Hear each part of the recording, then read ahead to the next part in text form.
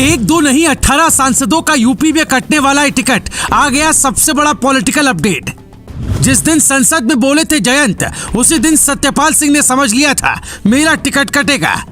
लखीमपुर वाले अजय मिश्रा का भी पत्ता होगा साफ, जो पूरा करेगा एक शर्त वही बनेगा प्रत्याशी।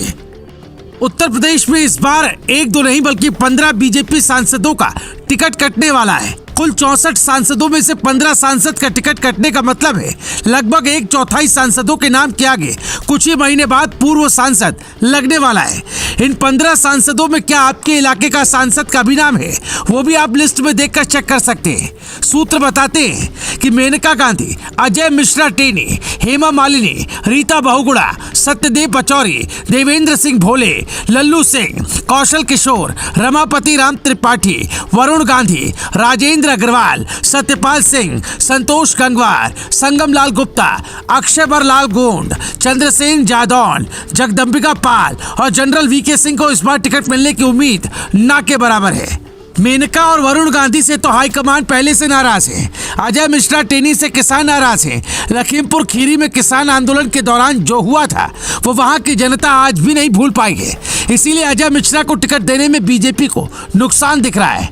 इनके अलावा रीता बहुगुणा जोशी, सत्यदेव पचौरी, रामपति राम त्रिपाठी, संतोष गंगवार, हेमा मालिनी, अक्षयबर लाल गोंड, चंद्रसेन जादौन, जगदम्बिका पाल और सत्यदेव पचौरी 70 पार के सांसद हैं।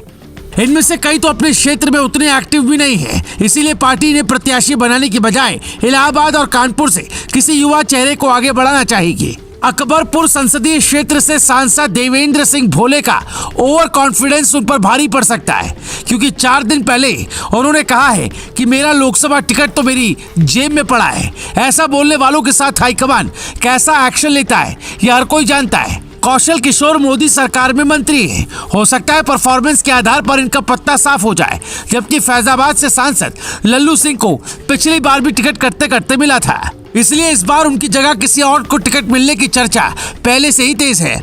ऐसी खबर है कि बीजेपी ने इस बार टिकट वितरण के लिए सबसे बड़ी शर्त जीत की गारंटी रखी है। जिस भी नेता के सांसद के जीतने की संभावना ज्यादा होगी उसे ही टिकट मिलेगा। अभी दूसरी पार्टियों से आने वालों की लाइन भी लगनी शुरू होगी, तो जो भी अपने क्षेत्र में कद्दावर होगा उसे टिकट मिल सकता है, क्योंकि इस बार बीजेपी ने 80 में से 80 सीटें जीतने का लक्ष्य रखा है। और ये तभी संभव है जब हर सीट पर बिल्कुल समीकरण बिठाकर उम्मीदवार तय किए जाएं। खास बात यह है कि आरएलडी यानी जयंत चौधरी की राष्ट्रीय लोकदल भी अब बीजेपी के साथ आ चुकी है।